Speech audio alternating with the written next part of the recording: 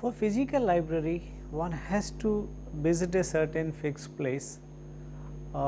It's a kind of compulsion for a user to visit a library. Digital library is accessible anywhere, anytime, even from your home or from your desktop, and there is no timing restriction. It's round the clock available to the users.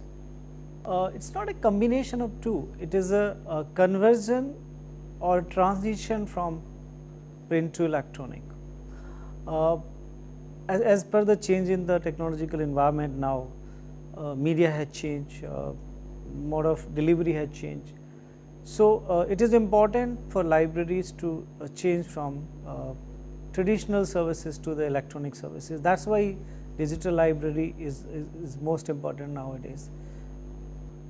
Diversity and completeness, I think both are very important, but for a user or particularly for research point of view, complete collection is important because one researcher is working in an area and would like to have complete resources at disposal. Take example, when we are talking about cultural heritage domain, if Indologist is working on manuscript, so he would prefer that he should have all kind of manuscripts available for research rather than different kind of materials like artifacts, art object.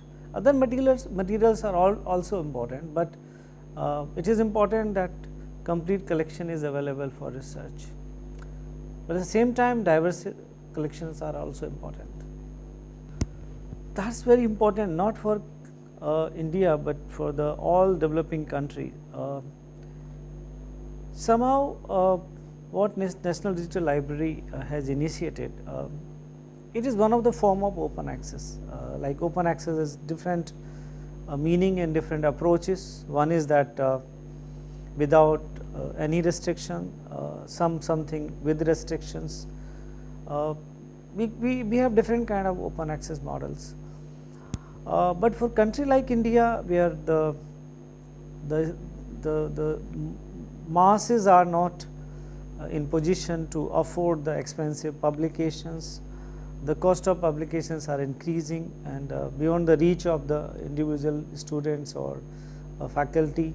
So, that is why open access is very important, but somehow we are not able to deliver in a right manner. Open access which is started long back still have not established, mainly in recent times it has gone in wrong direction, like in name of the open access lot of predatory journals have started. So, and Google, I think very few people know that Google provide access to only 15% web contents. You cannot access major 85% contents from the Google because these 85% contents are not indexed in Google. These are accessible through different academic search engines, and many of these contents are under open access, but people are not aware of that. So, now the major challenge is that how to educate the people about the open access resources, and the biggest challenge is that how to guide them which open access resources is useful for them, which is not. Because for a researcher, information available in Wikipedia is not a right or authenticated source of information.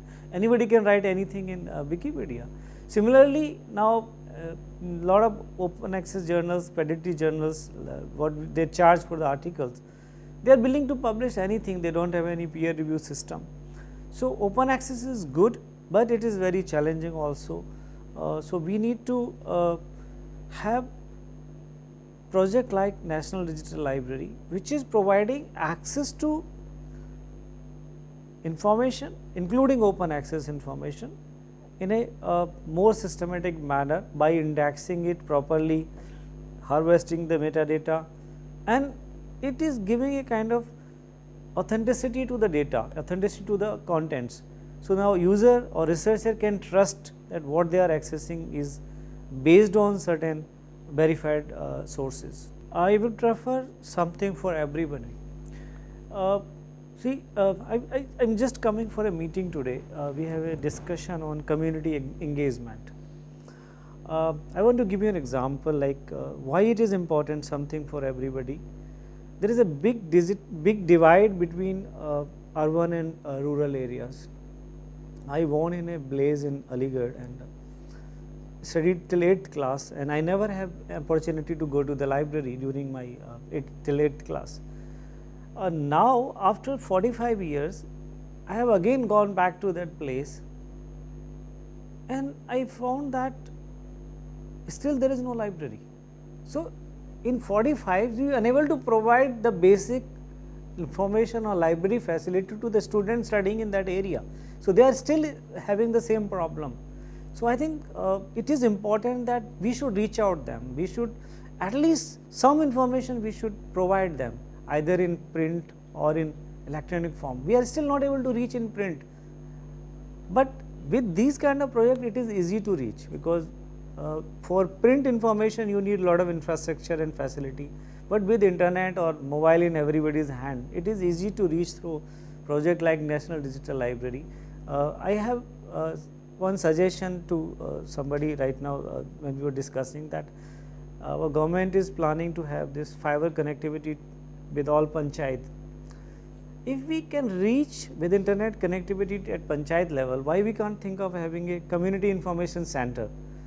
And that community information center should provide access to project like National Digital Library, so the people can have something, and I think then National Digital Library also need to work out to collect the material from every nook and corner to provide something for everyone. See, basically copyright and open access both are different things. Copyrights are same for both commercial content as well as open access contents. Unfortunately, we have not educated our users about copyrights. Like many of the even writers are not aware of various copyright laws and copyright like Creative Commons. Hardly any author knows that I have certain rights which I can use it. So what basically you are asking is copying for open access. Copying from open access or commercial source, it's a similar kind of problem. Now whenever person is copying, it becomes plagiarism, and when somebody is doing plagiarism, first of all, with copying you cannot publish in a good journal, or now with Government of India has come out with this mandate that your thesis will be online. So Sodh Ganga is archiving thesis. So if somebody is copying, immediately the person will be caught and it will be punished. There is one more step in this direction. Ministry of HRD has constituted a committee on plagiarism regulation. I am one of the members of that committee, and that committee has drafted regulation 2017, and there is a penalties in that. See, copying or plagiarism is such an issue that your degree can be removed even after your death. Your title can be removed anytime, because if it is found that it is based on plagiarized content or copying, anytime it can be. So like what we need to educate our users or students or faculty, that originality is important. Whatever you want to write, you get an idea from the reading and then try to write in your own words and give a proper citation to the source, the original creator. Nobody stop you from using the contents. You can use the contents, but use the contents in a right manner. Like if you want to put a quotation, or you want to summarize it, or you want to paraphrase it, at the end of that, only thing you require, you need to properly acknowledge the person from where your idea has been taken. So copying bluntly or blindly is a crime, but using sources is not a crime. It is very well allowed in academic and research areas. First of all, no student should use Google. Strictly, Google is not for students and researcher, or any for academic and research purpose. Google is not meant. Google is meant for searching general information. You want to see some shop's name or some address or some basic information you want, because Google is doing that only. Google is indexing only the contents required by masses or by the commercial people. If they want to use Google product, then they should use Google Scholar, which is a more authenticated source of information. But apart from that, there are thousands of academic search engines in every specific field. So you should look for the information on those search engines, and they will connect to you to the various kind of, like some universities having a digital repository, they will connect you with that. Somebody has written a good blog, they will connect you with that. Somebody has, so because all these non-commercial source of information are searchable through those academic search engines, because people are developing it with a specific subject in mind. Apart from that, you go to the different kind of digital library project, like NDLA is one, but internationally, take example of, if you want to know ongoing research, you want to know what are the topics being selected in the research worldwide. So there is a Global ET Research is a website which contain almost 5 million thesis records. So you can know how universities worldwide are doing research in your area of interest. You can even download the list of PhD theses done in various universities. Similarly, for each kind of topic, there are different specific website which is very easy to locate.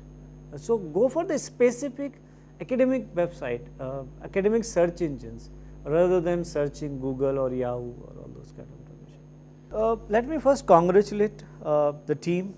It is a wonderful project, and I am in this profession last 26 years.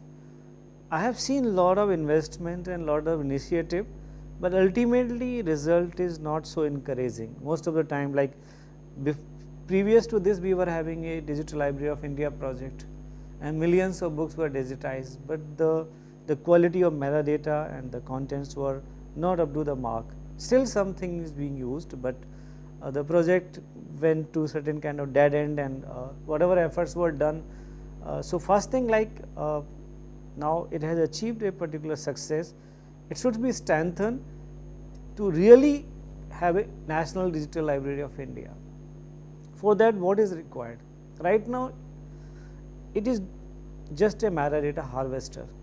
They are collecting metadata from various sources and harvesting. That's very good thing.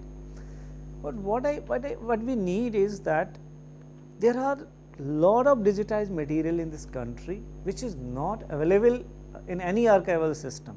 Take example, I was a director of a library in Ministry of Culture in Indira Gandhi National Center for that. I was personally engaged in digitization of over 300,000 Indian ancient manuscripts. Because of lack of archival system, these manuscripts are lying in CD, DVDs and hard disk. A person has to go there to search it. So NDL has to extend its scope.